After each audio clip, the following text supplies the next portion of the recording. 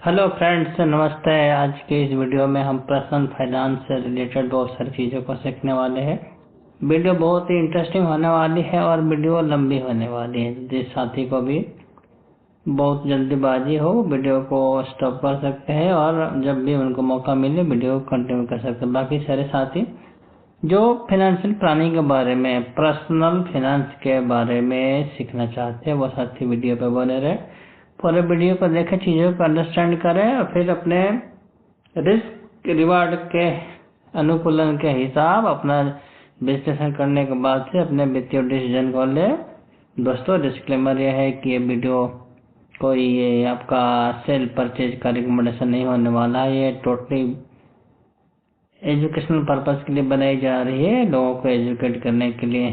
तो let's start. दोस्तों, आज के दिन में हम अभी बात करने वाले हैं निजी वित्तीय योजना, पर्सनल फाइनेंस प्लानिंग के बारे में। ये एक बहुत ही बड़ी आर्टिकल्स है और इस पूरे आर्टिकल्स को हम वीडियो को कई खंड में कवर करेंगे। सो स्टार्ट करते हैं। दोस्तों, इसके उद्देश्य के बारे में सबसे पहले समझते हैं कि इस वीडियो का उद्देश्य क्या है। ये जो आर्टिकल है जो हम अभी पढ़ के बताने जा रहे हैं, इसका उद्देश्य क्या है। वित्तीय नियोजन के विभिन्न घटकों को समझने तथा जोखिम वापसी के माध्यम से अधिक लाभ प्राप्त करने के तरीकों को समझाने के लिए सक्षम बनाना इसका उद्देश्य है। जो कोई भी इस आर्टिकल को पूरी तरह पढ़ लेगा, समझ लेगा, वीडियो देख लेगा, वो इस लायक हो जाएगा कि वो वित्तीय नियोजन जो फाइनेंस प्लानिंग होती है उसके सभी तथ्यों को बढ़िया से समझ ले और अपने डिसीजन लेने के लिए सक्षम बन जाए। तो फ्रेंड्स पहले हम इसका विस्तृत विवरण के बारे में जानते हैं कि आखिर इस आर्टिकल में क्या क्या चीजें हम कवर करने जा रहे हैं। तो सबसे पहले चीज जो हम कवर करने जा रहे हैं वो है व्यक्तिगत की मूल बातें। वित्तीय योजना परिभाषा जानेंगे, वित्तीय नियोजन का महत्व समझेंगे, उसकी प्रक्रिया को समझेंगे, एकल और श्रृंखला में धन के समय मूल्य की अवधारणा को समझेंगे। ये हम सबसे पहले समझेंगे। दूसरी जो श्रृंखला में आती है उसमें हम समझेंगे निवेश जोखिम का प्रबंधन। जोखिम के प्रकार क्या क्या होते हैं, माप और जोखिम और वित्तीय विवरणों का प्रबंधन हम सीख रहे होंगे। तीसरा अध्याय में हम सीखेंगे निवेश रिटर्न मापना, जोखिम और रिटर्न का व्यापार बद्ध, लघु अवधि और दीर्घकालिक पूंजीगत लाभ हम सीख रहे होंगे। उसके बाद से ऋण के विभिन्न स्रोत और ऋण विकल्प के बारे में हम जानेंगे तीसरे अध्याय में। दोस्तों, चौथे पार्ट में हम सीखेंगे निवेश के साधन, निवेश संबंधी चिंताएं, लघु बचत योजनाएं, निवेश आय साधन, म्यूचुअल फंड और अन्य निवेश योजनाएं तथा परिसंपत्तियों के वर्ग हम सीखेंगे। कौन कौन से एसेट के क्लासिफिकेशन होते हैं, कौन कौन से एसेट है, उन सब बातों को हम अध्याय 4 में सीखेंगे। 5 नंबर पे हम सीखेंगे निवेश रणनीतियाँ, विभिन्न रणनीतियाँ और परिसंपत्ति आवंटन, asset allocation and different strategy जो भी होगी इन्वेस्टमेंट की, वो सब चीजें हम सीख रहे होंगे। एंड विभिन्न स्टॉक और विभिन्न ऋणों में निवेश का मूल्यांकन और उनका उपयोग करना हम सीखेंगे। 6th part of this video we will learn की निवेश की रणनीतियाँ क्या होती है, जैसे कि स्टॉक, बॉन्ड और कमोडिटीज में निवेश तथा वायदा और विकल्प की अवधारणा हम सीखेंगे। फिर से बीमा योजना, इंश्योरेंस की जो भी प्लान्स है, जैसे व्यक्तिगत जोखिम प्रबंधन, बीमा की प्रकृति और कार्य, आवश्यकता विश्लेषण और विभिन्न बीमा उत्पाद, स्वास्थ्य बीमा की अवधारणा, इन सब चीजों के बारे में, इंश्योरेंस की ये सब चीजें जो है जो अभी यहाँ पे डिस्क्राइब की जा रही है, इन सब चीजों को हम विस्तृत रूप में सीखेंगे। दोस्तों, 7वें भाग में हम सीखेंगे सेवानिवृत्ति योजना, रिटायरमेंट के क्या क्या प्लान्स हो सकते हैं, प्रक्रिया, वार्षिकियां और इसके प्रकार, परिसंपत्ति आवंटन और विविधीकरण तथा बंधन की अवधारणा और इसके प्रकार हम सीख रहे होंगे 7वें भाग में। 8वें भाग में हम सीखेंगे कर एवं संपत्ति नियोजन, विभिन्न आय शीर्षक, विभिन्न श्रेणियों पर लागू आयकर में छूट, संपत्ति कर की अवधारणा, संपत्ति नियोजन की आवश्यकता और वसीयत तथा विभिन्न प्रारूपों का निर्माण। 9वें भाग में हम सीखेंगे डालने की रणनीतियां एवं संपूर्ण वित्तीय योजना बनाए, लाभ व्यापार के आवश्यक घटक वित्तीय योजना, व्यक्तिगत वित्तीय योजना का क्रियान्वयन हम सीख रहे होंगे। 10वें भाग में हम सीखेंगे विनियामक वातावरण, सरकारी विनियमन और सेबी, IRDA जैसे विभिन्न विनियामक तथा नैतिक मुद्दे वित्तीय योजना में शामिल। जो भी हमारे रेगुलेटर्स होते हैं, अभी जो आज के दिन में हमारे बाजार में जो रेगुलेटर्स है, जैसे स्टॉक बाजार के लिए सेबी होता है और इंश्योरेंस के लिए IRDA होता है, तो इन सब के बारे में हम 10वें भाग में हम सीख रहे होंगे दोस्तों। तो जो भी इसके मुख्य सामग्री है, जो भी इसके मुख्य चीजें हम इस वीडियो में डिस्कस कर रहे होंगे, उसमें यूनिट 1 में सबसे पहले व्यक्तिगत वित्तीय योजना की बात करेंगे हम। फिर यूनिट 2 में पैसे की कीमत के बारे में हम समझेंगे। यूनिट 3 में प्रबंध निवेश जोखिम के बारे में हम समझेंगे।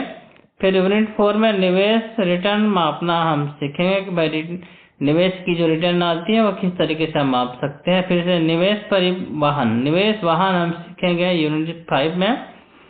यूनिट 6 में हम सीखेंगे निवेश रणनीतियाँ 1, कौन कौन सी रणनीतियाँ हम अपनाएंगे जब हम निवेश करेंगे, जब भी हम इन्वेस्टमेंट करें, तो व्हाट शुड बी और strategy, this we will learn in unit 6। In unit 7 we learn निवेश रणनीतियाँ भाग 2। यूनिट 8 में हम सीखेंगे बीमा योजना। बीमा योजना में what are the plans of insurance plan, वो हम यूनिट 8 में सीखेंगे। यूनिट 9 में हम सीखेंगे सेवानिवृत्ति योजना, रिटायरमेंट के प्लान्स जो होते हैं, यूनिट 1 में हम सीखेंगे। फिर से हम 10 में सीखेंगे सेवानिवृत्ति योजना पार्ट 2। सेवानिवृत्ति योजना 10वें भाग में भी जारी रहेगी और इसमें पार्ट 2 हम सीखेंगे। फिर इकाई 11 यूनिट 11 में हम सीखेंगे कराधान योजना। कराधान योजना के बारे में विस्तृत में हम सीखेंगे, जो इकाई 1 में आएगी। फिर से यूनिट 11 में जायदाद के बारे में योजना बनाना, जो भी अपने जायदाद है, एसेट्स है, प्रॉपर्टी है, उसके बारे में योजना बनाना हम सीखेंगे। यूनिट 13 में सीखेंगे संपूर्ण वित्तीय योजना तैयार करने की रणनीतियाँ, मतलब हमारी जो भी फाइनेंशियल प्लानिंग है उसका स्ट्रेटजी क्या होगी, या पूरी प्लानिंग की हम रणनीति सीख रहे होंगे। फिर से इन्वेस्टमेंट विनियामक वातावरण, इन्वेस्टमेंट प्लानिंग का वातावरण, एनवायरनमेंट कैसा रहना चाहिए, उन सब के बारे में हम सीखेंगे इकाई 14 में।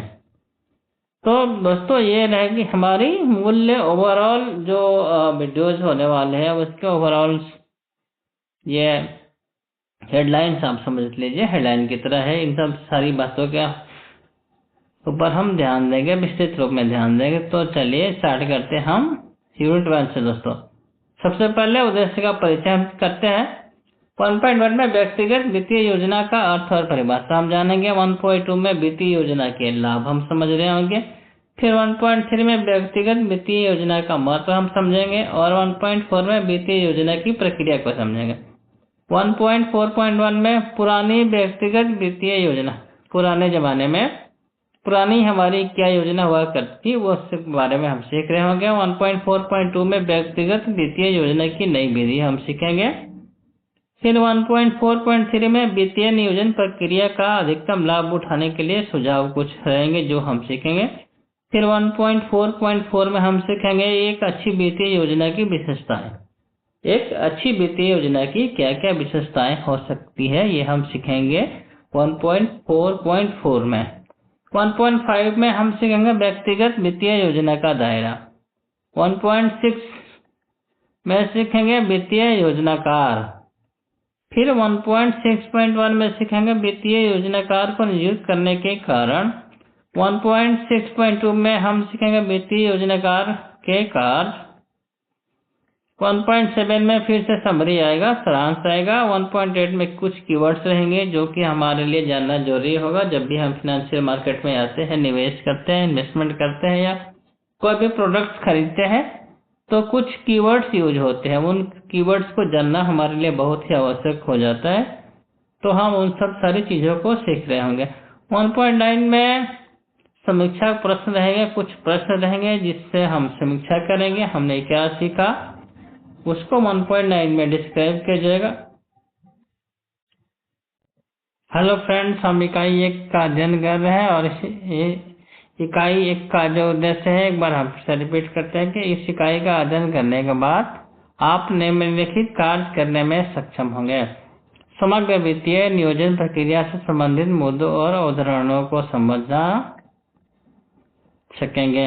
व्यक्तिगत वित्तीय योजना के लक्ष्य और उद्देश्यों को समझेंगे। परिचय। भारत में तेजी से विकसित हो रहे सेवा उद्योगों में एक और आर्थिक, तकनीकी और सामाजिक परिवर्तन की दुनिया से सहायता प्राप्त वित्तीय नियोजन की भूमिका भारतीय समुदाय में तेजी से महत्वपूर्ण होती जा रही है। भारत में हमने बैंकिंग प्रणाली में व्यापक परिवर्तन और 1990 के दशक के अंत में पहले की 2 अंकों की मुद्रास्फीति के विपरीत घटती मुद्रास्फीति दर सहित प्रमुख आर्थिक और विनियामक परिवर्तन को सहन किया है। हमने शेयर बाजार में उथल-पुथल भरे समय और डिपॉजिटरी सिस्टम को अपनाए जाने, रोलिंग सेटलमेंट में बदलाव और डेरिवेटिव की शुरुआत देखी है। एक अच्छी तरह से विकसित ऋण बाजार अभी भी एक दूर का सपना बना हुआ है, जो निवेशकों को अस्थिर साधनों को बनाए रखने के लिए मजबूर करता है। वरिष्ठ नागरिक इन परिवर्तनों के प्रभाव का खमियाजा भुगत रहे हैं और जैसे जैसे हमारी आबादी की औसत आयु बढ़ रही है, वित्तीय सहायता के लिए सामाजिक सुरक्षा प्रणाली की जल्द शुरुआत पर दबाव बढ़ रहा है। नोट: इस माहौल को देखते हुए कभी कभी बाजार में उपलब्ध निवेश उत्पादों के प्रकार और शैली में विस्तार हुआ है।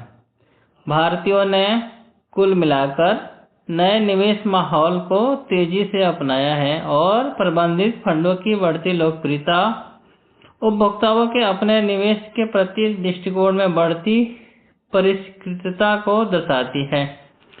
बीमा क्षेत्र के खुलने और व्यापक पेंशन सुधारों के आसन्न आगमन ने अर्थव्यवस्था और समाज दोनों को व्यक्तिगत वित्तीय नियोजन के विकास के लिए तैयार किया है।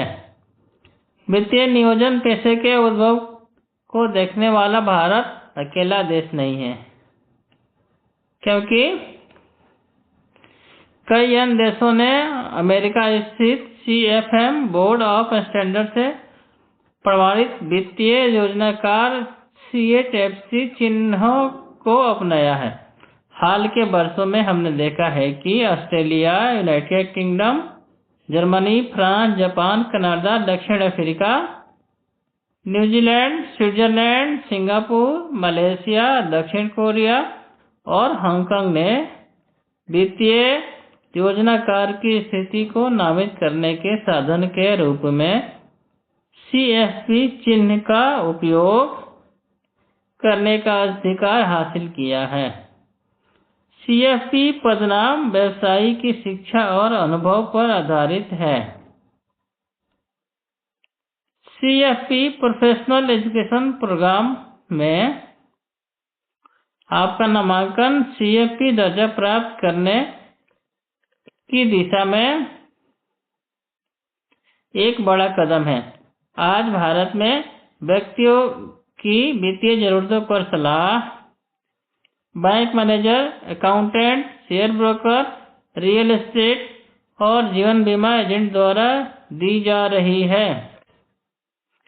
दुनिया भर में वित्तीय नियोजन की व्यावसायिक मान्यता में वृद्धि के साथ लोग व्यापक वित्तीय सलाह के लिए वित्तीय योजनाकार की ओर तेजी से रुख अपना रहे हैं। उदाहरण के लिए, अप्रैल 2000 में ऑस्ट्रेलिया में किए गए एक हालिया अध्ययन से पता चला कि सर्वेक्षण किए गए 12 वयस्कों में से 31.3% वित्तीय योजनाकार सलाहकार से संपर्क करेंगे, जबकि जून 1997 के सर्वेक्षण में यह संख्या 27.1% थी। अंतर्राष्ट्रीय स्तर पर सिर्फ अमीर और रिटायर होने वाले लोग ही वित्तीय योजनाकारों से सलाह नहीं ले रहे। उदाहरण के लिए, छोटे बच्चों, लोन और अन्य वित्तीय प्रतिबद्धताओं वाले परिवार अपने मौजूदा वित्त को प्रबंधित करने और एक मजबूत वित्तीय भविष्य बनाने के लिए पेशेवर सलाह की तलाश कर रहे हैं। वित्तीय योजनाकार उन सभी भारतीयों की सहायता करने की अनूठी स्थिति में है जो अपनी सेवाओं की श्रृंखला के कारण अच्छी वित्तीय सलाह को महत्व देने के इच्छुक है। ऐसी सेवाओं के बारे में समुदाय की बढ़ती जागरूकता निसंदेह इस पेशे में वृद्धि से जुड़ी है। वित्तीय नियोजन में करियर ग्राहकों को उनके वित्तीय उद्देश्यों को पूरा करने में सहायता करने से व्यक्तिगत संतुष्टि और सफल व्यवसाय के लिए व्यक्तिगत सुरक्षा दोनों प्राप्त करने की क्षमता प्रदान करता है, जबकि यह एक पुरस्कृत करियर है। यह एक ऐसा करियर है जिसके लिए व्यवसाय से निरंतर शिक्षा और पेशेवर विकास के लिए निरंतर प्रतिबद्धता की आवश्यकता होती है। इस खंड में इस इकाई के पहले विषय में हम आपको वित्तीय योजनाकार की पेशेवर दुनिया से परिचित कराएंगे। हम व्यापक वित्तीय नियोजन में दी जाने वाली सेवाओं की प्रकृति और दायरे, वित्तीय योजनाकार के पेशेवर माहौल जिसमें वित्तीय नियोजन मानक बोर्ड, भारत, FPSB, भारत की आचार संहिता और व्यावसायिक आचरण के नियम और ग्राहक वित्तीय योजनाकार और नियोक्ता के बीच संबंध शामिल है पर चर्चा करेंगे। इस विषय के अंत में हम बताएंगे कि वित्तीय नियोजन एक निरंतर विकसित और बदलता हुआ पेशा है और सबसे महत्वपूर्ण बात यह है कि हम उन व्यावसायिक विशेषताओं की पहचान करेंगे जो एक सफल वित्तीय योजनाकार को परिभाषित करती है। 1.1 व्यक्तिगत वित्तीय योजना का अर्थ और परिभाषा। यहाँ हम समझेंगे फ्रेंड्स, व्यक्तिगत वित्तीय योजना का अर्थ क्या होता है और इसकी परिभाषा क्या है। वित्तीय नियोजन आपके वित्त के उचित प्रबंधन के माध्यम फ्रेंड्स, वित्तीय नियोजन प्रक्रिया में 6 चरण शामिल हैं जो आपको वित्तीय रूप से अपनी स्थिति का बड़ा चित्र देखने में मदद करते हैं। इन 6 चरणों का उपयोग करके आप यह पता लगा सकते हैं कि आप अभी कहाँ हैं, भविष्य में आपको क्या करना चाहिए और अपने लक्ष्यों तक पहुँचने के लिए आपको क्या करना चाहिए। फ्रेंड्स, इस प्रक्रिया में प्रासंगिक वित्तीय जानकारी एकत्र करना, जीवन लक्ष्य निर्धारित करना, अपनी वर्तमान वित्तीय स्थिति की जांच करना तथा अपनी वर्तमान स्थिति और भविष्य की योजनाओं को देखते हुए अपने लक्ष्यों को कैसे पूरा किया जा सकता है, इसके लिए एक रणनीति या योजना बनाना शामिल है। व्यक्तिगत वित्तीय योजना व्यक्तिगत आर्थिक संतुष्टि प्राप्त करने के लिए अपने पैसे का प्रबंधन करने की प्रक्रिया है। यह नियोजन प्रक्रिया आपको अपनी वित्तीय स्थिति को नियंत्रित करने की अनुमति देती है। प्रत्येक व्यक्ति, परिवार या घर की एक अनूठी वित्तीय स्थिति होती है और इसके लिए किसी भी वित्तीय गतिविधियों को भी विशिष्ट आवश्यकताओं और लक्ष्यों को पूरा करने के लिए सावधानीपूर्वक योजनाबद्ध किया जाना चाहिए। व्यक्तिगत वित्तीय नियोजन का तात्पर्य किसी व्यक्ति द्वारा स्वतंत्र रूप से या किसी पेशेवर सलाहकार की सहायता से अल्पकालिक और दीर्घकालिक वित्तीय नियोजन से भी है। इसमें व्यक्तिगत सेवानिवृत्ति खातों जैसे कि कर कुशल योजनाओं का उपयोग, सेवानिवृत्ति के लिए पर्याप्त प्रावधान सुनिश्चित करना और ओवरड्राफ्ट और बंधक जैसी अल्पकालिक और दीर्घकालिक उधार आवश्यकताओं की जांच करना शामिल होगा। व्यक्तिगत वित्तीय योजना क्या है? फ्रेंड्स, बहुत ही उपयोगी क्वेश्चन है, इम्पोर्टेंट क्वेश्चन है। इस क्वेश्चन को हम समझते हैं। क्वेश्चन है कि व्यक्तिगत वित्तीय योजना क्या है? वित्तीय नियोजन आपके वित्तीय कल्याण के लिए एक व्यक्तिगत रोडमैप विकसित करने की प्रक्रिया है। वित्तीय नियोजन प्रक्रिया के इनपुट है ए, आपका वित्त यानी आपकी आय, संपत्ति और देनदारियां। बी, आपके लक्ष्य यानी आपकी वर्तमान और भविष्य की वित्तीय जरूरतें। और सी, जोखिम के लिए आपकी इच्छा। वित्तीय नियोजन प्रक्रिया का आउटपुट एक व्यक्तिगत वित्तीय योजना है जो आपको बताती है कि मुद्रास्फीति, वास्तविक रिटर्न और करों को ध्यान में रखते हुए अपने लक्ष्य को प्राप्त करने के लिए अपने पैसे का उपयोग कैसे करें। संक्षेप में, वित्तीय नियोजन आपके अल्पकालिक और दीर्घकालिक जीवन लक्ष्यों को प्राप्त करने की दिशा में व्यवस्थित रूप से अपने वित्त की योजना बनाने की प्रक्रिया है। आत्म मूल्यांकन। फ्रेंड्स, इस इकाई के लास्ट में कुछ आत्म मूल्यांकन के क्वेश्चन है।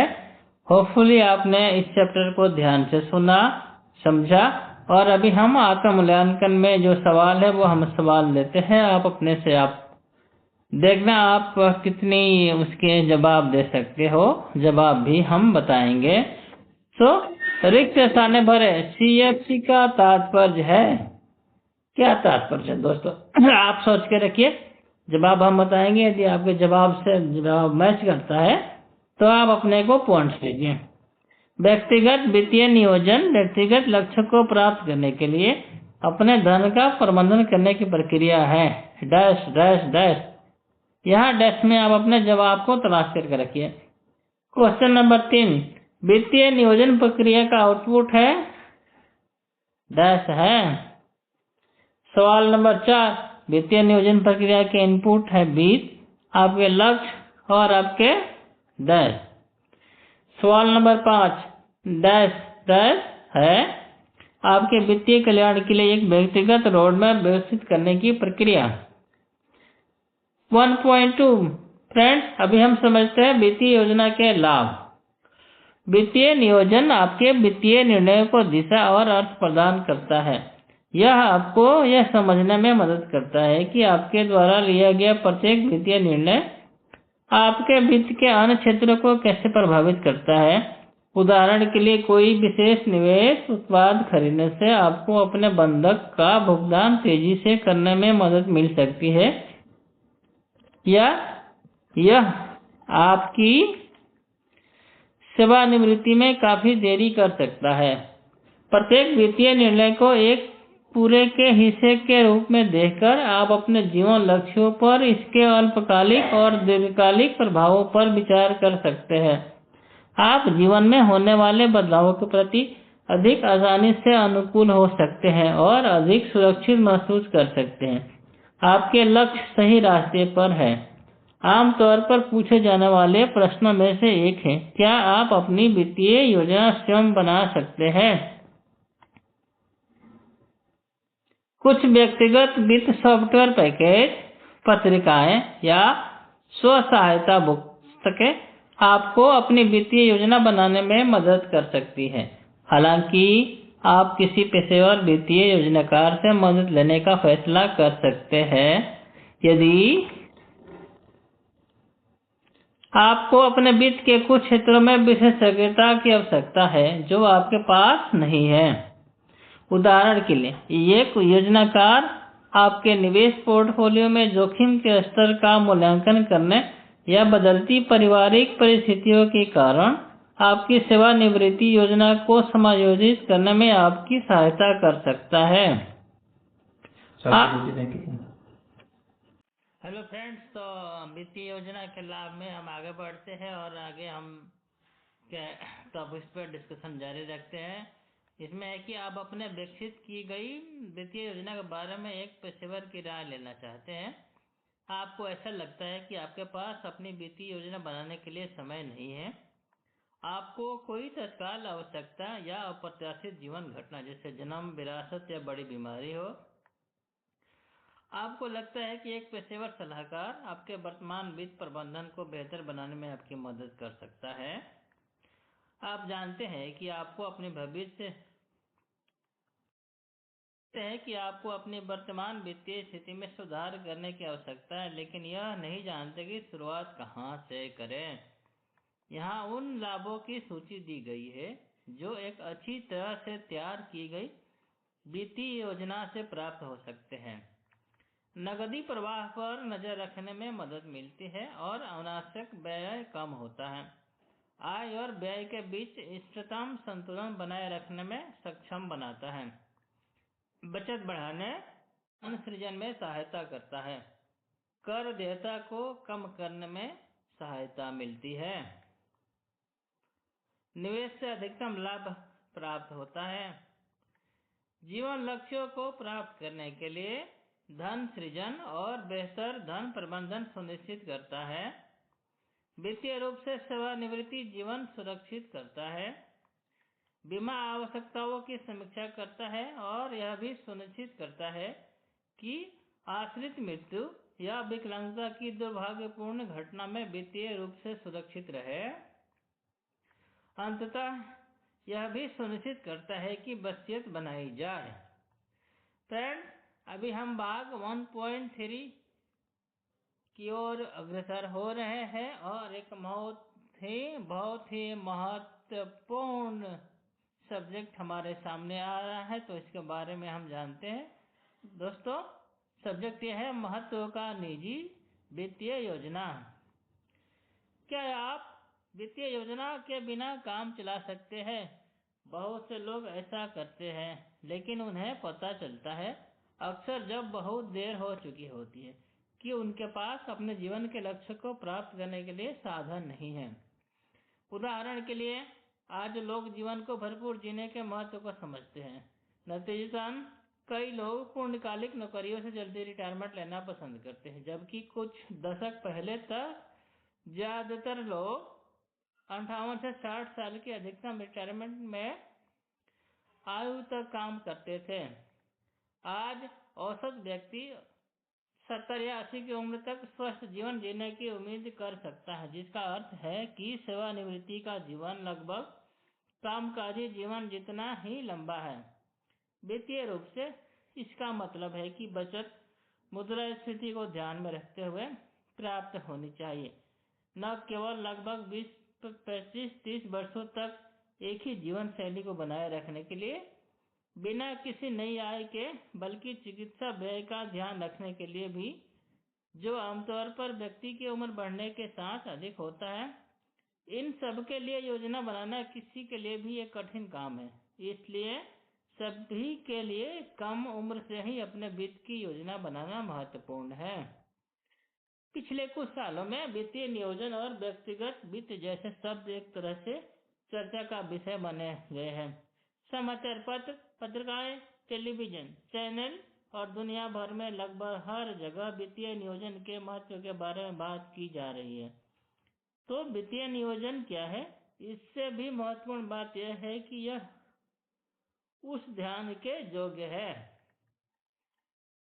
जो इस पर दिया जा रहा है। वित्तीय नियोजन एक ऐसी प्रक्रिया है जिसके माध्यम से व्यक्ति जीवन में अपेक्षित और अप्रत्याशित आवश्यकताओं को पूरा करने के लिए एक रोडमैप तैयार कर सकता है। सरल शब्दों में कहे तो इसका उद्देश्य जीवन में अपेक्षित और अप्रत्याशित आवश्यकताओं को पूरा करने के लिए आवश्यक कदम उठाना है। फ्रेंड्स, अभी आपको एक टेबल के माध्यम से समझाते हैं कि वित्तीय योजना किस तरह से बनती है और विभिन्न चरणों में किस तरह से यह सफल होती है। तो पहला है identifying your financial goals enables you to focus your investments towards achieving those goals. Then इसके बाद आता है focusing your investment ensures that you create wealth through timely and appropriate investment. It also ensures that you protect your wealth.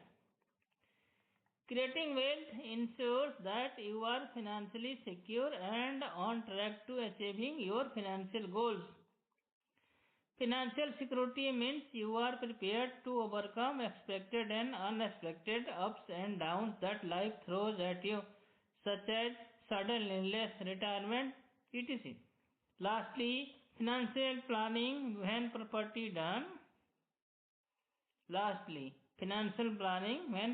done ensures that your investments are inflation proof. यह सुनिश्चित करें कि व्यक्ति अपने लक्ष्य को प्राप्त करने के लिए सुसज्जित है तथा आकस्मिक परिस्थितियों से निपटने के लिए भी तैयार है।